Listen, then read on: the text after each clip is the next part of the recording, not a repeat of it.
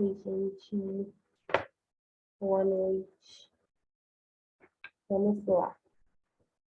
Vou gravar aqui para vocês. Eu fiquei sem internet há alguns dias. Estava com problema na rede, no meio de tudo. Eu fiz uma mudança. E aí ficou tudo muito corrido, muito perdido. Eu não quis fazer nada correndo. Eu preferi sentar quando eu estivesse mais calma, descansada para gravar essa aula para vocês. Então, vamos lá. Vamos seguir a partir de tudo aquilo que a gente já veio observando durante as nossas aulas. Nós vimos a nossa linguagem de uma maneira muito prática, né? A gente viu a importância da língua, a gente viu como que essa questão de saber escrever, saber falar é importante, tanto no mercado de trabalho como no meio acadêmico ou para o meio social em si. Saber essas diferenças de comunicação, como que a gente se porta linguisticamente, a importância de saber falar muito bem. Por que que a gente viu isso? Porque a gente está vendo a língua portuguesa de uma maneira mais prática, de uma maneira muito mais instrumental. Então, nós viemos numa crescente linear muito comum, que é a crescente linear que a gente aprende na escola. E como que a gente aprende na escola? Desde o abecedário, as consoantes, formação de pequenas palavras, depois a gente passa por quesito de criar frasezinhas, expressões problemáticas mais abrangentes, de um nível linguisticamente mais forte, digamos assim, né? Conforme a gente vai crescendo, o nosso leque discursivo vai aumentando. Isso tudo influencia também na nossa linguagem. Então, tudo que a gente viu em questão de morfologia, de pontuação, de questão de denotação e conotação, são coisas que, querendo ou não, a gente já vem trabalhando diariamente. Mesmo que a gente não saiba ao certo como se usa o nome corretinho, a gente sempre trabalha isso. O que a gente vai ver hoje? A gente vai partir do pressuposto do conjunto total da obra, digamos assim. Lembra que na escola a gente aprende aos pouquinhos, igual eu falei anteriormente? Vogal, consoante, palavras pequenas, frases, expressões, e chega num certo momento da nossa vida que a gente começa a trabalhar com os elementos da sintaxe. Que elementos são esses? Qual a importância desses elementos? Quando a gente viu morfologia, a gente viu a frase destrinchada, lembra? Cada parte da frase tem um nome, tem uma forma de variação, tem um jeito para ser usado. Por quê? Porque tudo que a gente fala precisa ter um sentido no nosso ato de comunicação, lembra? A sintaxe, ela estuda a frase na sua totalidade, o conjunto total. Esse conjunto precisa ser estruturado para ele fazer um sentido total, para ele ter um sentido completo. E é isso que a gente vai ver agora. Vou subir o slide aqui. Vamos lá. Observe essa frase.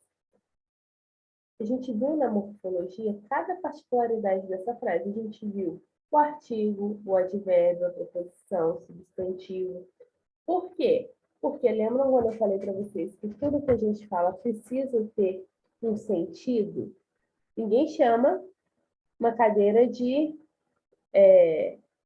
porém. Por quê? São palavras de classes gramaticais diferentes que têm um sentido específico e é usado de uma forma específica dentro de uma determinada frase.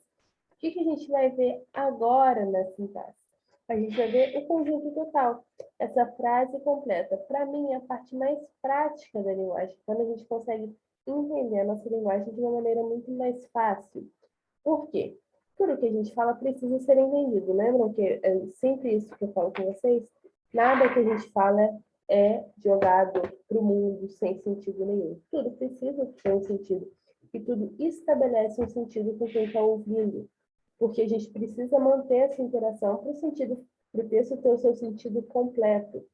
Então, toda vez que a gente projeta a nossa fala, nosso impulso expiatório, construindo o sentido, a gente utiliza, sim, os aparelhos morfológicos, né, os artigos, substantivos, numerais, para ordenar essa frase. Mas esse conjunto total só faz sentido quando ele está dentro de uma estrutura completa.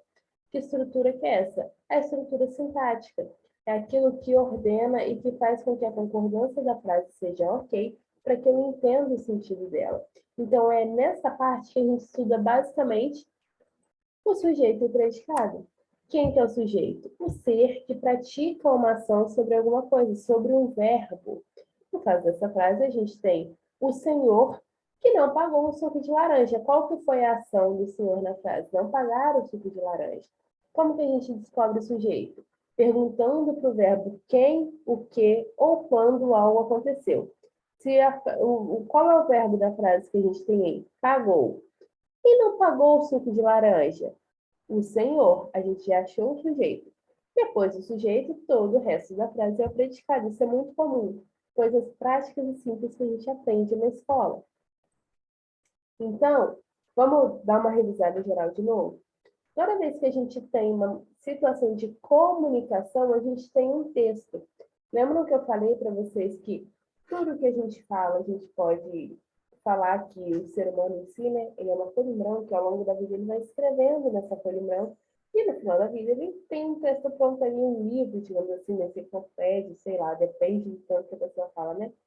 Tudo que a gente coloca nesse texto é um ato de comunicação. São situações de comunicações diferentes que a gente vai acrescentando ali naquela folha em branco que a gente escreve ao longo da vida como um processo interacional. Ou seja, independente se o texto é escrito ou falado, ele é sim o resultado de uma produção entre todos esses interlocutores. O que distingue cada um é a forma como essa produção é realizada. No texto escrito, a gente tem o conceito de frase, de oração e período, porque é uma parte totalmente estrutural. Como que a gente estrutura um texto? Baseado nas frases, orações e períodos. Porque um texto é um conjunto de várias frases, orações e períodos. Esse texto que a gente vai construindo ao longo da vida, linguisticamente falando, ele precisa ser uma unidade de coesão e coerência. O que é uma coesão e uma coerência? São os conceitos importantes que a gente tem na linguagem para garantir que esse texto seja compreendido, para que ele tenha uma contiguidade, que ele tenha um sentido que ultrapasse totalmente do texto. A coesão é a parte que estuda a articulação gramatical entre as palavras. Esse sequenciamento ele precisa ser lógico, ele precisa ser inteligível. O que é algo inteligível? É algo compreensível, algo que a gente consegue entender de uma maneira muito prática. E a coerência é a relação lógica entre as ideias que a gente utiliza, os elementos lexicais e gramaticais ali. Então, o que a gente está vendo hoje? A gente está vendo os elementos que fazem com que a frase seja coesa, faz com que essas articulações existentes, elas tenham uma continuidade, elas sejam um sequenciamento lógico muito bom e que passe o resultado completo, que ele me dê a informação completa para que eu entenda tudo que está naquele texto. Então, basicamente, a sintaxe estuda o campo da combinação das palavras. Na morfologia, a gente via cada palavrinha separada. Na sintaxe, a gente vai ver a combinação total. Por isso que na sintaxe a gente estuda sujeito, objeto, adjuntos e etc. Para a gente, voltando um pouquinho mais para trás, né? Para a gente entender de uma maneira muito mais prática, a gente precisa relembrar alguns conceitos. Que conceitos são esses? A gente tem frase, oração e período. Qual a diferença de cada um? Uma frase é uma unidade de texto que transmite o pensamento completo sozinha. Não preciso de nada por fora. O pensamento completo já está ali. Então, eu posso falar, bom dia. Qual que é o meu pensamento? Saudar alguém. Indicar um bom dia, né? Uma oração não. Uma oração é um enunciado que transmite também o pensamento completo, mas é estruturado ao redor de um verbo. O verbo é sempre o centro da frase. Lembram lá na primeira frase que a gente viu, o senhor não pagou o suco de laranja? Para quem eu faço a pergunta para saber quem é o sujeito? Para o verbo. Então, no caso do verbo, da oração, o verbo é o que vai me ditar a organização dessa frase. Todas as outras palavras vão ser comandadas a partir do verbo. Lembram quando a gente viu morfologia e eu falei que verbo é a palavra que, quando não está na frase, né? A frase ela é basicamente variável na questão do pronome, do substantivo, porque são eles que vão me falar se o artigo é feminino, se o artigo é masculino, se o artigo é no plural, é no singular. Numeral é a mesma coisa. No caso da oração, é o verbo que comanda isso também, porque ele está ali organizando todo o seu redor. Se o verbo ele vem conjugado numa pessoa, toda a frase precisa concordar e ser estruturada ali. E o que é um período? Voltando, o que é um período? São frases organizadas em orações. Um período tem a mescla dos dois. E no período a gente tem algumas subdivisões, digamos assim. Nos períodos a gente tem os períodos compostos por coordenação, onde a gente tem ali orações autônomas, elas são independentes sintaticamente. Então, se eu separar uma da outra, eu não perco o sentido de nenhuma. Tem sim um sentido total, mas cada uma tem um sentido sozinho. A gente tem os períodos compostos por subordinação, onde a gente tem ali períodos que são dependentes sintaticamente. Então, eu não posso separar um do outro, porque vai faltar algo para completar o sentido. E a gente tem também o período composto tanto por coordenação quanto subordinação, que é aquele período que apresenta os dois tipos de frases, digamos assim, né, de orações. As orações autônomas, independentes, e as orações dependentes sintaticamente. Quando a gente fala sobre período, a gente tem o período simples, que é aquele período que só tem uma oração, e a gente tem um período composto, que são duas ou mais orações. Por que que a gente aprende isso na escola antes de entrar em sintaxe? Porque a função sintática é a parte que a gente vê o papel de cada um dos termos da oração em relação aos outros. Ou seja, na função sintática, na sintaxe em si, nós temos três subdivisões. Nós temos os termos essenciais. Que termos são esses? São os que sempre estarão em voga, demonstrando seu papel dentro de uma oração e sempre desempenhando uma relação entre eles. E qual que é o principal? O sujeito e o predicado. Depois do sujeito e predicado, a gente tem os termos integrantes, que são os termos que complementam esse predicado, ou esse nome, ou esse sujeito. Como integrantes, a gente tem o complemento verbal, o complemento nominal e o agente da passiva. E nós temos também os termos acessórios, que são aqueles termos que eu posso retirar e eles não modificam o sentido da oração que está ali, porque eles só estão ali acrescentando informação. Então, a gente tem adjunto de nominal, adjunto adverbial, aposto e vocativo. Então, como elementos da função sintática, nós temos essa listinha.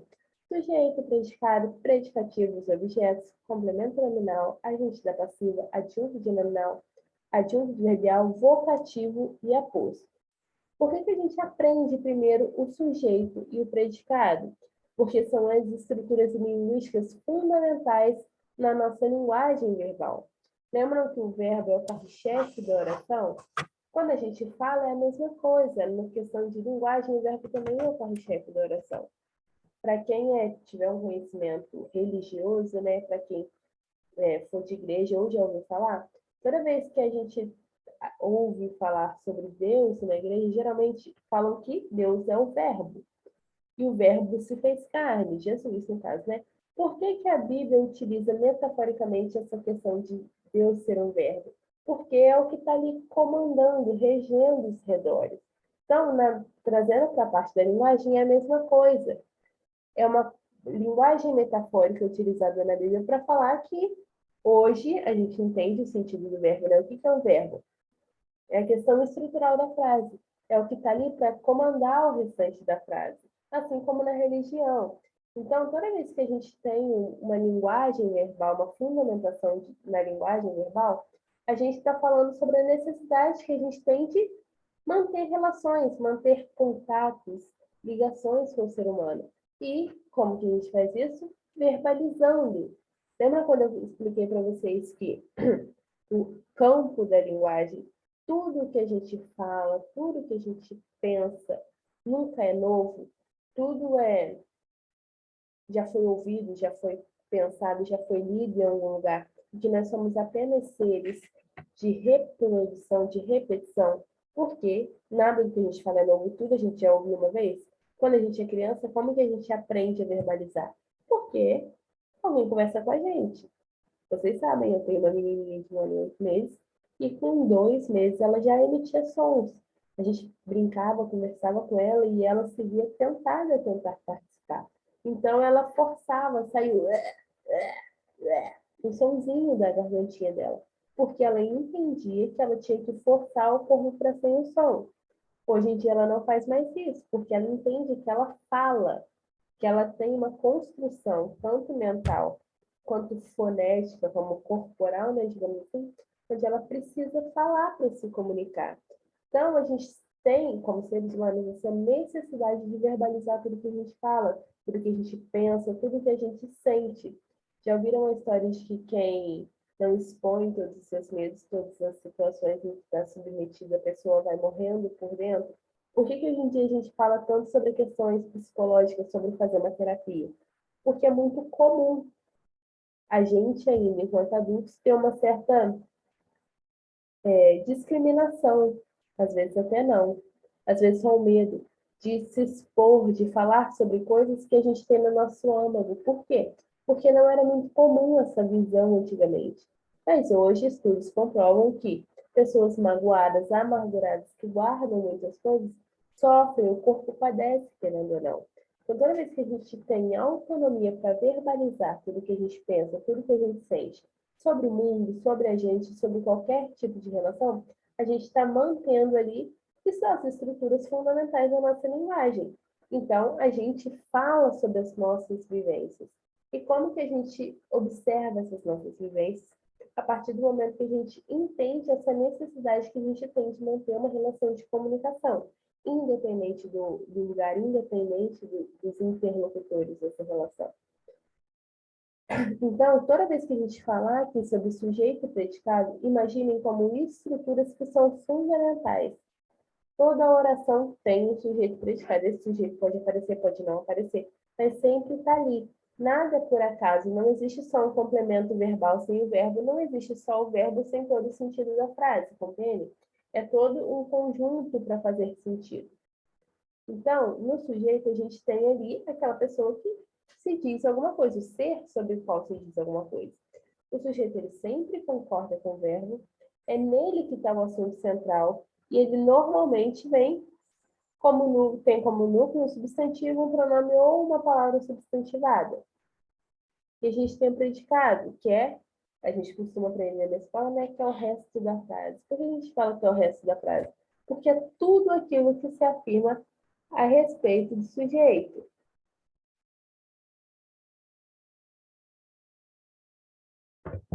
Então, o predicado geralmente apresenta aquele verbo, no sujeito, ele só concorda com o verbo, porque o verbo ele está no predicado. Ele sempre é em concordância com o sujeito, e é ali que a gente vê uma afirmação a respeito do sujeito. Então, vamos lá, vamos voltar lá para aquela frase. Deixa eu copiar ela aqui e jogar aqui para eles ficar voltando. Vamos lá. Eu tenho aí, o senhor não pagou o suco de laranja. Ok. Qual é o verbo da frase? Pagou. Quem não pagou o suco de laranja? O senhor. Onde que eu tenho o verbo que está no predicado, porque todo o resto depois do sujeito é o predicado. Concordam comigo? Então, se eu tenho o verbo, eu pergunto para o verbo. Quem não pagou o suco de laranja? O senhor. Já achei o meu sujeito. O restante da frase, como predicado, ele concorda ali também com o verbo, com o sujeito. Por quê? É ali que está a informação principal e a afirmação que eu tenho a respeito do sujeito. Esse sujeito ele tem alguns tipos. A gente tem um sujeito simples, que é aquele sujeito que só tem um núcleo. Um exemplo. Certamente, o advento do cinema falado fez mal aos atores do cinema mudo. Onde que está o verbo aí? Fez mal. É uma construção, né, para fazer sentido total. Fez. O que fez mal aos atores do cinema mudo? O advento do cinema falado. O que eu tenho aí? O sujeito. É um sujeito só, mesmo que seja uma estrutura, né, uma frase, é um sujeito só. Só tem um núcleo, cinema falado. A gente tem também o sujeito composto, que é aquele que tem dois ou mais núcleos. Esquetes, montagens capciosas de mais celebridades e paródias de notícias representam esse novo humor. Qual que é o verbo que a gente tem? Representam. O que representa esse novo humor? Esquetes, montagens capciosas de imagens de celebridades e paródias de notícias. Eu tenho, nesse caso, 3 núcleos separados por vírgula. Observem. Esquetes é um, montagem capciosa é outro, paródia de notícia é outro. Então, nesse caso, eu tenho um sujeito composto. A gente tem o sujeito desinicial, quando ele não aparece ali na oração, mas a gente sabe com quem a gente está falando, né? Não está diretamente sendo chamado na frase. Se alguém fala para você, ligue o computador, com quem que ele está falando? Com você. Não precisa vir escrito, ei, você, ligue o computador. Porque só da oração em si, já ser uma oração que demonstra isso, a gente entende. Então, ele é desinicial porque ele não aparece. A gente tem também o sujeito indeterminado, que é quando ele não é nomeado na frase. E a gente também não sabe com quem a gente está falando. Então, por outro lado, nunca se conviveu com tanto humor. A gente não consegue nem fazer a pergunta para o sujeito, porque a frase não dá margem para, a oração não dá margem para isso. Então, é um sujeito indeterminado. E a gente tem a oração sem sujeito. Toda vez que a gente tem ali uma declaração expressa pelo predicado que não é atribuída a nenhum ser, a um relógio pingar lavabos, a gente não consegue declarar nada a respeito desse sujeito, então não tem o sujeito. Que é o predicado? É o termo da oração que a gente está afirmando algo sobre o sujeito, lembra? Normalmente ele concorda com o sujeito em número e pessoa. Você já sorriu hoje? Quem já sorriu hoje? Você. Toda a frase está voltada para o verbo, mas também concorda com você. No predicado, o verbo é o núcleo do sujeito. Toda vez que o verbo for o núcleo do sujeito, a gente tem ali um predicado verbal. Na frase, o amor é cego. O que é cego? O amor. Observem que o é, nesse caso aí, ele é um verbo de ligação. O que é um verbo de ligação? Ele só liga o sujeito ao predicativo. O núcleo desse sujeito em si é só o nome, só é o cego. No predicativo, a gente tem 2 tipos também. Tem o predicativo tanto do sujeito quanto do objeto. Como que a gente descobre qual predicativo que é? A partir do verbo. Quando a gente tem um predicativo do sujeito, a gente está atribuindo as características ao sujeito. Ele era tido por incompetente. Quem era tido por incompetente? Ele.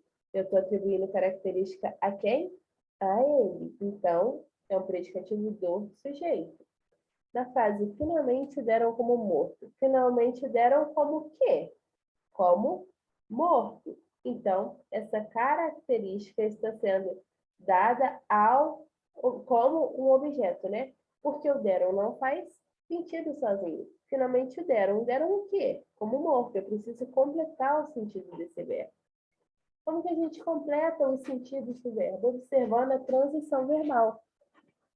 Lembra que a gente aprendeu na escola verbo transitivo direto, verbo transitivo indireto? O que é isso?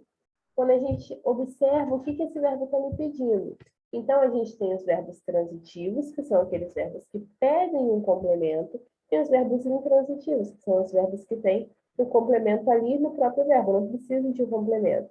Então, nos transitivos, a gente tem aqueles verbos transitivos diretos, que eles precisam de um complemento sem nenhuma preposição, e tem os transitivos indiretos, que são aqueles que precisam de complemento por meio de uma preposição. E tem os verbos que são tanto transitivos diretos quanto indiretos. Então, eles pedem complemento tanto com preposição quanto com sem. No caso dos objetos na sintaxe, a gente observa isso também a partir da transitividade verbal. No objeto direto, a gente tem aquele termo que vai se ligar diretamente ao verbo sem nenhuma preposição. Então, nós derrubamos todas as flores. Nós derrubamos o quê? Todas as flores. Pede ali uma preposição? Não. Quem derruba, derruba alguma coisa. Então, não pede preposição, eu tenho o verbo transitivo direto. Se eu vou fazer uma análise sintática dessa frase. Nós derrubamos todas as flores. Quem derrubou todas as flores? Nós. Temos o sujeito. Temos o restante da frase. Derrubamos todas as flores. Esse derrubamos todas as flores, deixa eu mostrar aqui. A gente tem aqui sujeito, correto? Quem derrubou todas as flores? Nós. A gente tem aqui o verbo. Esse verbo, esse predicado total aqui, esse verbo faz sentido sozinho? Não, ele precisa de um complemento. Quem derruba, derruba alguma coisa. Então, se ele pede uma complementação, né, sem preposição, eu tenho o verbo transitivo direto. Então, o que vem depois do verbo é um objeto direto. Diferente da segunda frase, observem aqui. Não consigo. A elite indiferente assiste ao desmatamento. Quem assiste ao desmatamento? A elite, sujeito. A gente tem aqui predicado. Ok.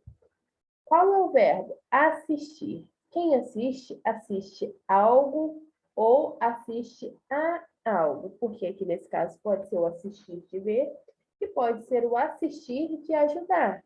No caso aqui é o assistir de ver, né? Quem assiste, assiste a alguma coisa. Assistir ao filme, assistir à novela. Então, ele pede uma preposição. Ele pede um complemento por meio de uma preposição. Qual é a preposição que a gente tem aqui? Ao. Então, eu tenho aqui o verbo transitivo indireto. Complementando, a gente tem um objeto indireto. Ixi, como que eu faço? Espera aí, galera. Eu preciso apagar. Ai, meu Deus.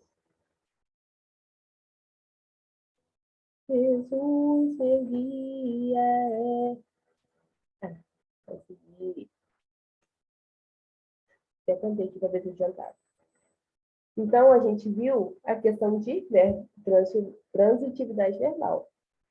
Como que a gente descobre o objeto direto e como que a gente descobre o objeto indireto?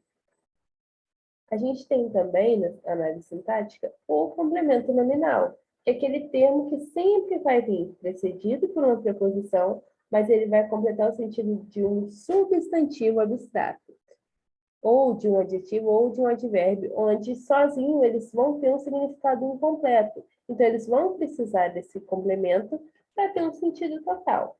Diferente do objeto indireto. O objeto indireto, ele se liga ao verbo através de uma preposição. O complemento nominal, ele se liga ao nome. Então, já terminou a construção do prédio. Vamos lá fazer a análise sintática aqui. Quem já terminou? O que já terminou a construção? O que já terminou a construção do prédio? Quem já terminou? A gente não tem o sujeito. Então, o sujeito aqui provavelmente desinicial ou uma oração sem sujeito. Já, qual é o verbo? Terminar.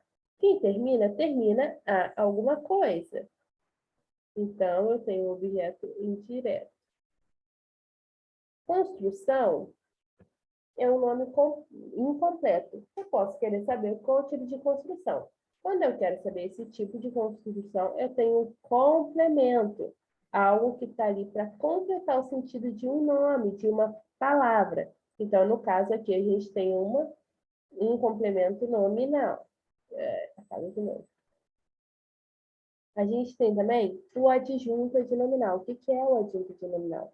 É o termo acessório que tem a função de caracterizar ou determinar um substantivo. Como que a gente faz isso? Lembra na morfologia? O que caracteriza um substantivo? Artigo, adjetivo ou alguns elementos que desempenham essa função. Então, quando a gente fala os elogios da diretora aos estudantes, a gente está falando sobre qualquer elogio? Não. A gente está falando sobre os elogios da diretora. A gente está especificando, caracterizando o substantivo. A gente tem também o adjunto adverbial. É aquele que se indica as circunstâncias em que a gente dá a ação verbal. Então, ele pode ser representado por um advérbio, uma locução adverbial ou uma oração subordinada adverbial. A gente tem também o vocativo, que é aquele termo que a gente usa para chamar, invocar uma pessoa. Então, geralmente, ele é relacionado à segunda pessoa do discurso, porque ninguém chama eu, a gente sempre chama ei tu, ei você. Não fale tão alto, Rita. No caso, o Rita é um vocativo, é o que eu estou usando para chamar, invocar, interpelar um ouvinte real ou hipotético para dentro da frase. E a gente tem também o aposto, que é o termo, é o nome que se dá ao termo que exemplifica ou especifica melhor outro termo já mencionado anteriormente na oração. Então, geralmente, ele vem separado entre vírgulas. Por quê? Porque ele está ali só explicando, especificando alguma coisa que eu já falei. Maria, irmã de Bernadette, vendeu todos os seus bordados. Eu estou falando de qualquer Maria? Não. Eu estou exemplificando que é, estou especificando que é a irmã da Maria, que é a irmã da Bernadette. Então, não é qualquer Maria que vendeu o bordado. Provavelmente, numa relação de comunicação, a outra pessoa pode não conhecer a Maria. Então, pode conhecer só a Bernadette. Eu falo, Maria, aquela que é a irmã da Bernadette, vendeu todos os seus bordados. Eu estou especificando um outro substantivo que eu já mencionei antes. Então, não é qualquer Maria, é só a irmã da Bernadette. Deixa eu pausar aqui. Por que a gente está vendo questão de sintaxe? Quais são os elementos da comunicação? Porque a partir dessa aula, a gente vai ver a linguagem de uma maneira muito mais abrangente. Observe que a gente veio lá de trás, trabalhando pedacinho por pedacinho das coisas mais minuciosas da linguagem, né? A gente viu morfologia, pontuação, ortografia, coisas mais básicas. Agora a gente vai entrar numa construção textual. A gente viu denotação e conotação, que é o sentido total, né? De tudo aquilo que a gente fala, um sentido literal, um sentido metafórico. Por que a gente está vendo sintaxe? Porque a gente precisa entender essa construção, precisa entender o sentido da frase em si. Então, o que a gente vai fazer na próxima aula? Eu vou explicar, a gente vai dar uma revisada total, e eu vou passar mais uma atividade diversificada para vocês. Por quê? Porque eu preciso avaliar isso antes da gente entrar na questão mais contextual, mais textual em si. Porque então a gente vai acumular muitas coisas, muitos temas, muitos tópicos, e vai ficar muito difícil para vocês. Então, essa aula eu vou subir na plataforma. Na próxima aula, no dia 5, a gente vai falar sobre concordância. Não, isso. A gente não vai falar sobre concordância. Na próxima aula, a gente vai fazer a atividade. Porque aí eu consigo ter um domínio maior sobre vocês explicar de uma maneira mais fácil. Então, a gente vai ter atividade diversificada e na próxima aula, no dia 12, a gente vai ver concordância. Ok? Eu espero vocês na próxima aula. Espero que vocês fiquem bem. Qualquer coisa, eu tô aqui. Beijinho, gente.